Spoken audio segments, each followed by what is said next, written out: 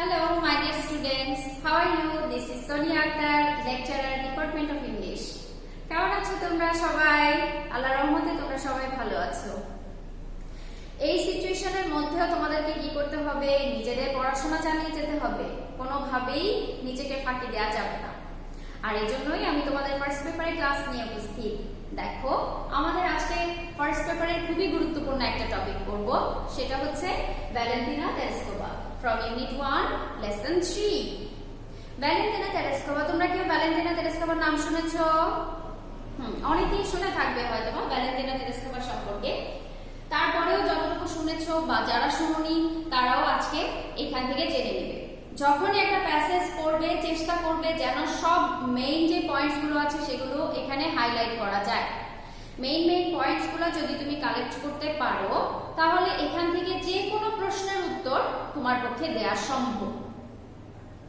Okay my dear students, দেখো যখনই কোনো একজন ব্যক্তি সম্পর্কে পড়বে, যখনই কোনো ব্যক্তি সম্পর্কে কোনো প্যাসেজ থাকবে এবং সেটা তুমি পড়বে, তখন চেষ্টা করবে তার পুরো লাইফ হিস্ট্রিটা কালেক্ট করার জন্য। তার জন্ম কোথায়, তার আর্লি এডুকেশনটা কি, তার বাবা মায়ের কি অবস্থা এবং তার ওয়ার্কিং প্লেস, সে কেন ফেমাস, তারপরে তার লাস্ট স্টেজে সে কি করেছিলেন বা তার অ্যাচিভমেন্ট গুলো কি কি, এই ধরনের পয়েন্টস গুলো তুমি যদি তোমার প্যাসেজ থেকে কালেক্ট করতে পারো, এগুলো তোমাকে হেল্প করবে যেন তুমি আনসারটা ঠিক করে করতে পারো। ওকে, তাহলে যে কোনো কোয়েশ্চেনই হোক না কেন, এখানে মাল্টিপল চয়েস কোয়েশ্চেন হতে পারে, একটা প্যাসেজের উপরে বেস করে কোয়েশ্চেন আনসারিং হতে পারে, ফ্লো চার্ট হতে পারে, সামারি রাইটিং হতে পারে বা ফিল ইন দ্য গ্যাপস হতে পারে। যেটাই তুমি ফার্স্ট পেপার থেকে পাও না কেন, নিজেকে এমনভাবে প্রিপেয়ার করবে, যখনই একটা টপিক পড়বে এমনভাবে তুমি প্রিপেয়ার থাকবে যেন ওখান থেকে যে কোনো কোয়েশ্চেন আসুক তুমি আনসার করতে পারো। এই বিষয়টাকে তোমাকে অবশ্যই খেয়াল রাখতে হবে। যদি এটা খেয়াল রাখতে পারো তবেই তুমি ভালো রেজাল্ট করতে পারবে, otherwise it's tough to make good result. Okay my dear students, আমাদের যে প্রথম যে পয়েন্টটা চলে আসে সেটা হচ্ছে তার জন্মস্থান, বার্থ প্লেস, সে কোথায় জন্মগ্রহণ করেছে। দেখো এখানে কিছু নাম আছে, রাশিয়ার যেহেতু তাই নামগুলো তোমাদের একটু কষ্ট হবে প্রনাউন্সিয়েশনে, তারপরেও চেষ্টা করবে যেন তোমরা করতে পারো। এখানে রাশিয়ার সেন্ট্রাল রাশিয়াতে সে জন্মগ্রহণ করেন, লেনিকোভো তোতাইবস্কিতে সে সেন্ট্রাল রাশিয়াতে জন্মগ্রহণ করেন। তার বার্থ যে প্লেস এটা তোমাকে জানতে হবে, কারণ যখন তোমাকে মাল্টিপল চয়েস কোয়েশ্চেন করা হবে তখন বার্থ প্লেস গুলা থেকে ছোট ছোট করে এই ধরনের কোয়েশ্চেন গুলা হয়, কাজেই তোমাকে প্রিপেয়ার থাকতে হবে। আবার যদি তোমাকে ফ্লো চার্টে আনসার করা হয় যে ফ্লো চার্টে কি হবে, তখনও তুমি এটা আনসার করতে পারবে। এজন্য তোমাকে এই পয়েন্টগুলোকে কালেক্ট করতে হবে। তারপরে যেটা আছে দেখো, তার বার্থ প্লেসের পরের যে পয়েন্ট আছে সেটা হচ্ছে প্যারেন্টেজ, তার বাবা মা সম্পর্কে তার যে পরিচয়, সেটা তার বাবা মায়ের পেশা বা তার বাবা মা কি করেন বা কি, এগুলো যখন তোমার কালেক্ট করতে হবে। একজন ব্যক্তি সম্পর্কে জানতে গেলে কিন্তু তার এগুলোও জানতে হয়। এখানে দেখো তার বাবা ছিলেন কি ট্রাক্টর ড্রাইভার, তার বাবা ছিলেন ট্রাক্টর ড্রাইভার এন্ড মা ছিলেন টেক্সটাইল প্ল্যান্ট ওয়ার্কার। কাজে এটা থেকে বোঝা যাচ্ছে যে সে খুব ওয়েল অফ ফ্যামিলি থেকে এসছে এরকম কিন্তু না। যখনই তার পরিবার, তার জন্ম জানা হয়ে গেল, নেক্সট পয়েন্ট আসে কি তার স্কুল, দ্যাট মিন্স এডুকেশন। তারপরে তোমাকে কি জানতে হবে, এডুকেশনটা জানতে হবে। তার এডুকেশনটা জেনে নাও। Her education, she started her education in 1945. 45 এ সে শুরু করে, 8 বছর বয়সে শুরু করে, বাট left স্কুল in 1953. খুবই অল্প সময়ের ব্যবধানে সে দেখো তার এডুকেশনটা ছেড়ে দেয়। কত বছরের হিসাব করে দেখো, খুবই কম সময় সে ছেড়ে দেয়, বাধ্য হয়। সিচুয়েশন এরকম ছিল, due to poverty she left school and কিন্তু সে স্কুল ছেড়ে দিলেও তার যে পড়ার প্রতি আগ্রহ, তার যে এডুকেশনের প্রতি আগ্রহ, সেটা কিন্তু সে একদম ছেড়ে দেননি, সেটা কিন্তু কন্টিনিউ করেছেন। সেটা কিরকম, ফ্রম থ্রু ডিস্টেন্স লার্নিং, দূরবর্তী শিক্ষা যেটা, সেভাবে করে সে তার পড়াশোনাটাকে কমপ্লিট করেছে, কন্টিনিউ করেছে। তারপর দেখো তার ইন্টারেস্ট, ছোটবেলা থেকেই মানুষের একটা শখ থাকে, খুশি থাকে বা নিজের একটা পছন্দের বিষয় থাকে।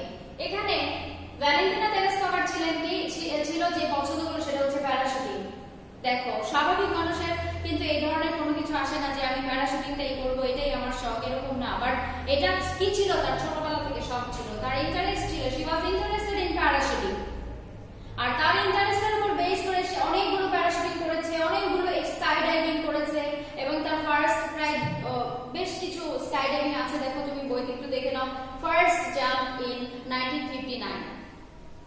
কিন্তু যে এতগুলো প্যারাশুটিং করবে, এতগুলো স্কাই ডাইভিং করবে, তাকে তো অবশ্যই কোনো একটা জায়গা দেওয়া উচিত। কোনো না কোনো ভাবে সে তো কারো না কারো নজরে পড়বে। দেখো এরপর আমি আরেকটা পয়েন্ট লিখেছি, ইউরি গ্যাগারিন। ইউরি গ্যাগারিনের নাম শুনেছো তোমরা? শুনে থাকবে, কেউ কেউ হয়তো বা শুনেছো। ইউরি গ্যাগারিন কে ছিলেন? He was the first person traveled in space. যে কি করেছিলেন? স্পেসে প্রথম গিয়েছিলেন। তার নাম কি ছিল? Yuri Gagarin. এবং এটা কত সালে হয়েছিল? 1961। যখন 1961 এ ইউরি গ্যাগারিন সফল হয়ে ফিরে আসেন, তখনই সোভিয়েত ইউনিয়ন ডিসাইড করে যে একজন এবার মেল মেম্বার না, এবার ফিমেলকে পাঠাতে হবে, একজন উইমেনকে তারা পাঠাতে চাইলেন, একজন মহিলাকে পাঠাতে চাইলেন। এবং যেহেতু ভ্যালেন্টিনা তেরেস্কোভার এত সুন্দর ব্যাকগ্রাউন্ড আছে, তাই প্যারাশুটিং এবং স্কাই ডাইভিং এ তার দক্ষতা আছে, এগুলো তাকে কি করেছিল? Led to select for space. তাকে কি করেছিল? সিলেক্ট করেছিল কিসের জন্য? স্পেসের জন্য, ইউরি গ্যাগারিনের পরে। এবং সে এটা সিলেক্ট হয়েছিল যে একা তা নয়, প্রায় 400 অ্যাপ্লিকেন্টস এটা জমা দিয়েছিল, কিন্তু সে এই যে হতদরিদ্র যে মানুষটা, সে কিন্তু সিলেক্ট হয়েছিল। দারিদ্রতা কিন্তু তার পড়াশোনা, তার জানাশোনা, তার ইন্টারেস্ট এগুলোকে কোনোভাবেই হিন্ডার করতে পারেনি, বাধাগ্রস্ত করতে পারেনি। এটা সব সময় খেয়াল রাখবে। তারপরে দেখো যখনই সে এটার জন্য সিলেক্ট হলো, তাকে কিছু ট্রেনিং এর আওতায় নেওয়া হলো, কারণ এটা সিলেক্ট হলেই হবে না। প্যারাশুটিং এবং স্কাই ডাইভিং যথেষ্ট নয়, এবার তাকে কি করতে হবে? অবশ্যই আরো কিছু ট্রেনিং নিতে হবে। এর মধ্যে কি ছিল দেখো? ওয়েটলেস ফ্লাইটস, কি ওজনহীন যে ফ্লাইটস গুলো আছে সেগুলোর একটা ট্রেনিং ছিল। আইসোলেশন টেস্ট, একদম একা হয়ে যাওয়া যে টেস্টটা, সেটা ছিল যে একা থাকলে কি অবস্থা হয়। সেন্ট্রিফিউজ কেন্দ্রাতিক যে বিষয়টা ছিল, সেটার একটা টেস্ট ছিল এখানে। রকেট থিওরি, সে এটা সম্পর্কেও ট্রেন হয়েছে। স্পেসক্রাফট নিয়েও তাকে ট্রেনিং দেওয়া হয়েছে। স্পেসক্রাফট ইঞ্জিনিয়ারিং, যেটা এটার উপরে ট্রেনিং দেওয়া হয়েছে। তারপরে হচ্ছে 120টা কি করেছে? প্যারাশুট জাম্প করতে হয়েছে শুধু এই ট্রেনিং প্রোগ্রামের আওতায়। তারপরে হচ্ছে দেখো পাইলট ট্রেনিং তাকে দেওয়া হয়েছে, জেট ফাইটার যেগুলো আছে সেগুলো দিয়ে তাকে পাইলটের যে ট্রেনিং আছে সেটাকেও দেওয়া হয়েছে। এরপরে দেখো পয়েন্টটা আছে, এরপরে হচ্ছে তার সিলেকশনটা, যে সে কবে যাবে স্পেসে, কবে যাবে, সেটার সিলেকশনটা হচ্ছে এরকম। এই 1963 তে কি হয়েছে? 14 জুন ভস্টক 5 এবং ভস্টক 6 দুইটা স্পেসক্রাফট এখান থেকে যায়, স্পেসের উদ্দেশ্যেই যায়। তো ভস্টক 5 এর যে নেতৃত্ব দিয়েছিল সে হচ্ছে ভ্যালেরি ভয়কোভস্কি, ঠিক আছে। আর 16 জুন ভস্টক 6 ছিল লঞ্চড উইথ সোলোভয়েভা। সোলোভয়েভাকে নিয়ে ভ্যালেন্টিনা তেরেস্কোভা এটার লিডিংটা দিয়েছিলেন ভস্টক 6 এর। এবং এই অভিযানে সে কি করেছিলেন? পৃথিবীকে প্রায় 48 বার অতিক্রম করেছিল এবং সেখানে সে 3 দিন স্টে করেছিল এবং বিভিন্ন অ্যাঙ্গেলে ওইখান থেকে ফটোগ্রাফ আনে এবং সেখানে বিভিন্ন রকম রিসার্চ করে, যেগুলো আমেরিকান কসমোনটের চেয়েও খুব সমৃদ্ধশালী ছিল এবং অ্যাকসেপ্টেবল ছিল, গ্রহণযোগ্য ছিল, অধিক গ্রহণযোগ্য ছিল। আর এই 1977 এ কি হলো? যে ডক্টরেট ডিগ্রি সে দেখো এডুকেশনটা এখানে কমপ্লিট হওয়ার পরে এখান থেকে সে কিন্তু আবার 1977 এ আবার নতুন করে শুরু করেছে। সে কিন্তু তার যে ইচ্ছা, প্রবল ইচ্ছা পড়াশোনার প্রতি, সেটা কিন্তু ছেড়ে দেয়নি। কি করেছে? ডক্টরেট ডিগ্রি নিয়েছে ইন ইঞ্জিনিয়ারিং। কোথা থেকে নিয়েছে? জকোভস্কি এয়ার ফোর্স একাডেমি থেকে সে কি করেছে? আবার ডক্টরেট ডিগ্রি নিয়েছে। এটা হচ্ছে তার অদম্য ইচ্ছা, যেটা সে এডুকেশনের ক্ষেত্রে দেখিয়েছে। পলিটিশিয়ান, এরপরে তার ইন্টারেস্ট হয়ে যায়, সে এখন স্পেস থেকে কোথায় যাবে? পলিটিশিয়ানে যাবে, পলিটিক্সে চলে যাবে। পলিটিক্স হিসেবে পলিটিক্সের ক্ষেত্রে তার যে ক্যারিয়ারটা সেটা কিরকম হলো? সে was selected as presidium member of supreme soviet. Supreme সোভিয়েতে সে কি হলো? প্রেসিডিয়াম মেম্বার হিসেবে নির্বাচিত হলো এবং এটাতে সে সাকসেসফুল হওয়ার পরে আবার সে নির্বাচিত হলো selected as a member in lord house, নিম্নকক্ষের যে সভা of the Russian legislature, Russian যে সভা, সেখান থেকে সে কি হলো? নিম্নকক্ষের জন্য একটা মেম্বার হিসেবে নির্বাচিত হলো। তাহলে পলিটিক্যাল ক্যারিয়ার যদি বলো, তাও সে একদম সাকসেসফুল, তার জীবনে ব্যর্থতার পরিমাণ খুব কম। এবং তার উইশ, তাকে যখন তার 70তম বার্থডেতে জিজ্ঞেস করা হয় যে তার আসলে উইশটা কি, তখন তিনি ভ্লাদিমির পুতিনকে বলেন যে তার ইচ্ছা হচ্ছে কি? টু ফ্লাই টু মার্স, তার কোথায় যাওয়ার ইচ্ছা? মঙ্গলে যাওয়ার ইচ্ছা। কিন্তু সেখানে সে একটা শর্ত জুড়ে দেয়, সেটা হচ্ছে even if for a one way trip, যদি এটা একমুখী হয় না কেন। একমুখী বলতে সে কি বোঝাতে চেয়েছেন? একমুখী বলতে সে বোঝাতে চেয়েছেন যদি আমি মার্সে যাই আর যদি ফিরে না আসি, তারপরে তাকে যেন এই উইশটা পূর্ণ করা হয়। সে ছিলেন অনেক সাহসী একজন মহিলা। এবং দেখো তার যে লাইফস্টাইল, যখন তুমি প্যাসেজ পড়বে এর বাইরে, এই পয়েন্টসগুলোর বাইরে সাধারণত তুমি কোনো পয়েন্টস খুঁজে পাবে না। এবং যখনই তোমার প্রশ্নের কোনো একটা টপিক তোমাকে দেওয়া হলো যে এটার ক্ষেত্রে আনসার করো, তাহলে তুমি এই পয়েন্টসের উপর বেস করে আনসার করতে পারবে। তোমার খুব বেশি কষ্ট হবে বলে আমার মনে হচ্ছে না, এবং এটা তোমাদেরকে অবশ্যই হেল্প করবে যাতে তোমরা ভালো করে আনসারগুলো করতে পারো। দেখো এখানে তুমি যখন বইটা পড়বে তখন দেখবে প্যাসেজের কোনো অংশ নাই যেটা আমি তোমাদের এখানে লিখিনি বা বাদ দিয়েছি। কাজেই এইভাবে করে তোমরা যদি পয়েন্ট আউট করে পড়ো প্যাসেজগুলো, তাহলে তোমরা কি করবে? অবশ্যই ভালো করবে একদম। এখন দেখো তোমাকে কোশ্চেন করা হয়েছে 1 এর B, answer the following question. এই কোশ্চেনগুলো আছে, এই নিচের কোশ্চেনগুলো তোমাকে কি করতে হবে? আনসার করতে হবে। দেখো ভিডিওটা পজ করো, পজ করে এই 5টা কোশ্চেনের আনসার দাও। দেখো সবগুলোর আনসার তুমি এখান থেকে পাবে। আনসার দিয়ে ভিডিওটা ওপেন করে দেখো। ওকে, স্টার্ট করে দেখো। এখানে আমি লিখেছি কি, এ নাম্বার কোশ্চেন আছে, what do you know about the parentage of Tereshkova. টেলিস্কোপার প্যারেন্টেজ আমি এখানে লিখেছি কি লিখিনি? দেখো কোনো প্রশ্নই ইনশাআল্লাহ এটা বাইরে আসবে না, সবকিছু দেখা যাবে এগুলোর মধ্য থেকেই আসবে। এভাবে করে পয়েন্ট করে হাইলাইট করে পড়বে, তাহলে কখনো ভুলে যাবে না।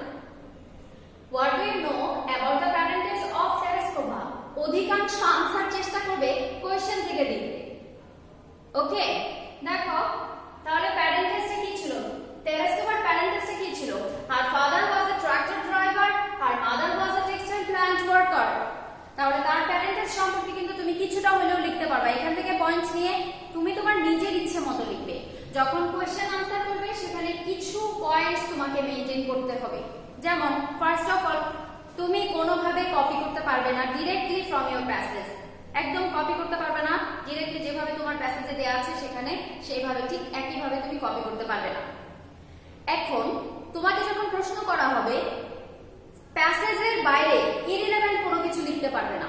যেটাই তুমি করো তোমার নিজের কিছু ওন ওয়ার্ড ইউজ করো, কিন্তু ইররিলেভেন্ট নয়, এবং এটা যেন রিলেটেড হয়। ঠিক আছে, প্যাসেজ থেকে নিয়ে নিজের মতো করে লিখবে, সরাসরি প্যাসেজ থেকে কোট করবে না। চেষ্টা করবে 2 অথবা 3 সেন্টেন্সে এক্সপ্লেইন করতে। কখনো কখনো দেখা যাবে এমন একটা প্রশ্ন করা হয়েছে যে তুমি 1 সেন্টেন্স আনসার করতে পারো, বাট 1 সেন্টেন্সে আনসার করে থাকবে না, তুমি আরো চেষ্টা করবে আরো 1টা বা 2টা সেন্টেন্স বাড়িয়ে দিতে। কারণ এখানে তোমার মার্ক কত? 10। খেয়াল রাখতে হবে সবসময় যে 10 মার্কের জন্য, মানে একটা প্রশ্নের জন্য 2 মার্ক পাবে। কাজেই এখানে তুমি কোনোভাবেই কি করতে পারবে না? হেলাফেলা করতে পারবে না। বি নাম্বার কোশ্চেনটা দেখো, Tereshkova's interest in parachuting led to her selection as a cosmonaut. Do you agree? Explain.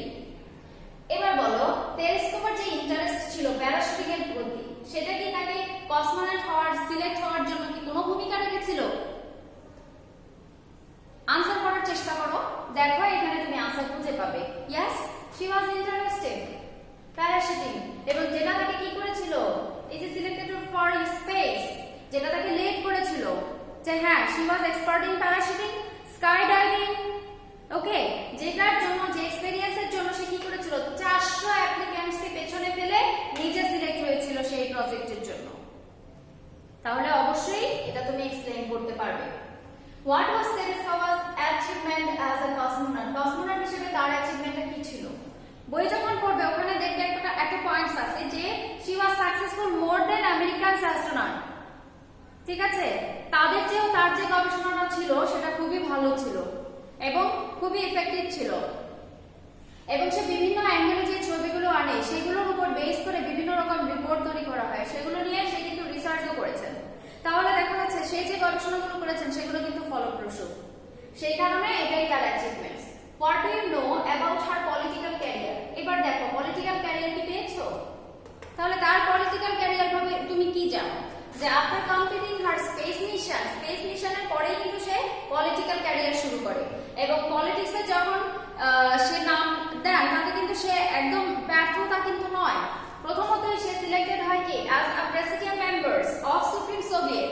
Presidium member হওয়ার পরে যখন সে এখানে সফল, তখন সে আবার কি হয় selected as a member in lower house of the Russian legislature. তখন আবার সে এটাতে তার ক্যারিয়ারটা দাঁড় করিয়ে নেয়। সে কিন্তু সব জায়গায় সফল।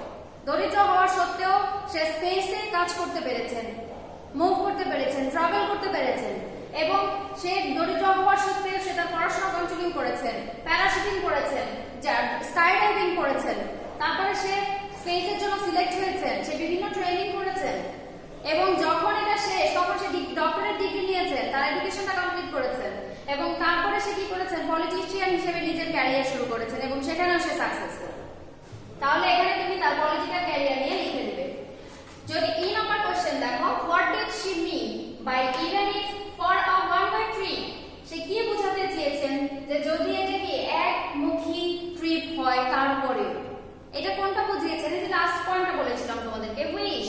তার যে 70তম বার্থডেতে তাকে যখন এটা জিজ্ঞেস করা হয় তখন সে ভ্লাদিমির পুতিনকে বলেছিলেন যে she wants to fly to Mars, সে মার্সে যেতে চায়, মঙ্গল গ্রহে যেতে চায়, এটাই তার শেষ ইচ্ছা। যদিও মঙ্গল গ্রহে যাওয়াটা সফল নয়, এজন্য তার ইচ্ছাটা ছিল এরকম, কথাটা ছিল এরকম, even if for a one way trip, যদি একমুখীও হয়, মানে সে যদি চলে যায় এবং সে যদি মারা যায় তাতে তার কিন্তু কোনো আফসোস হবে না। অসীম সাহসী একজন মহিলা ছিলেন, যে এত সাহসিকতার একটা পরিচয় দিতে পেরেছেন। তার লাইফস্টাইল তোমাদেরকে জানতে হবে, তার সম্পর্কে সমস্ত ইনফরমেশন এভাবে করে মনে রাখতে হবে, এবং শুধু এখানেই না, যখন এসএসসি পাস করে ফেলবে তখনও দেখবে তোমাদের যে ভর্তি পরীক্ষাগুলো হয় সেখানেও অ্যাডমিশন টেস্টগুলোতেও তোমার এই পয়েন্টসগুলো কিন্তু কাজে লাগবে। যখন যেটা করবে কমপ্লিটলি পড়ার চেষ্টা করো, কোনো গ্যাপ রাখবে না, যাতে তোমাদের কোথাও কোনো গ্যাপ না থাকে এবং কোনো মার্কস ছুটে না যায়, এই বিষয়টা কিন্তু সব সময় খেয়াল রাখতে হবে। ওকে মাই ডিয়ার স্টুডেন্টস, আল্লাহ হাফেজ।